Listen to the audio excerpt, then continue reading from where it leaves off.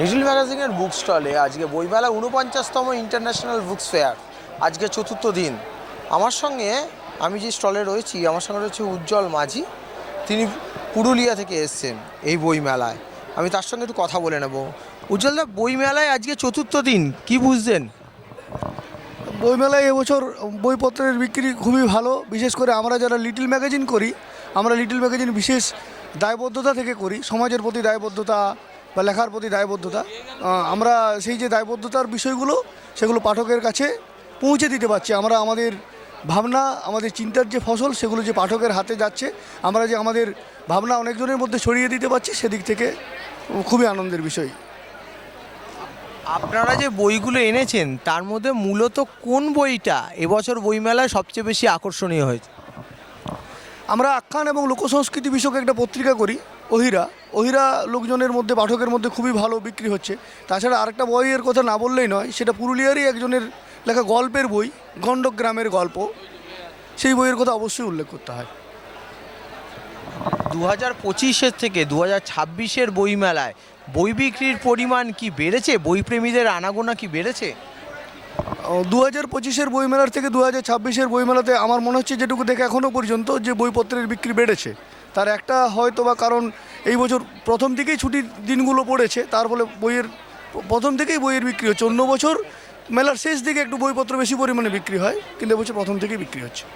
আমরা কথা বলে নিলাম সুদূর পুরুলিয়া থেকে আসা উজ্জ্বল দার সাথে।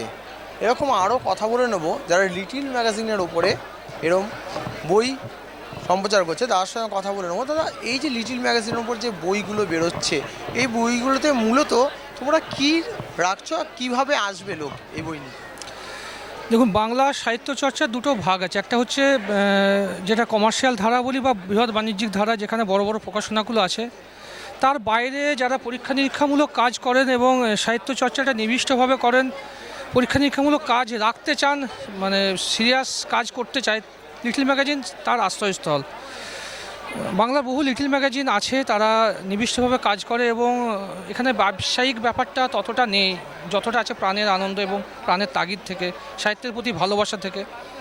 তো তাদেরই সম্মেলন ঘটেছে। লিটল ম্যাগাজিনের স্টলগুলো এখানে আছে। বইমেলা দেশ বিদেশে অনেক বইও আছে, যেখানে ইলেকট্রনিক্স মিডিয়া আমাদের অনেকটা বেশি সময় নিচ্ছে, মোবাইল অনেকটা বেশি সময় নিয়ে ফেলছে। পাঠক বইমুখী হোক, অক্ষরের কাছে আমাদের প্রাণ নিবেদিত থাকুক, মনন চিন্তনের জায়গাটা আমাদের আরও বিকশিত হোক। আমরা ভাবতে শিখলি প্রশ্ন করতে শিখব ক্ষমতার কাছে, আমাদের অধিকার বোধ জাগ্রত হবে। ফলে এই সামগ্রিক একটা লড়াই, যে লড়াইয়ের অংশ এই লিটল ম্যাগাজিন কবিরা। তারা তাদের সারা বছরের যে কাজকর্ম থাকে সেসব নিয়ে এখানে আসছেন। আমরাও এসেছি, আমাদেরও বই আছে, তো এই চলছে আর কি। এই যে লিটল ম্যাগাজিন নিয়ে যে বইপ্রেমীদের আনাগোনা বাড়ুক, টিভি বা মোবাইল থেকে দূরে আসুক তাদের আনাগোনা। ক্যামেরায় হিমাদ্রি ব্যানার্জির সাথে Debarun Chakraborty, vision plus news, Kolkata.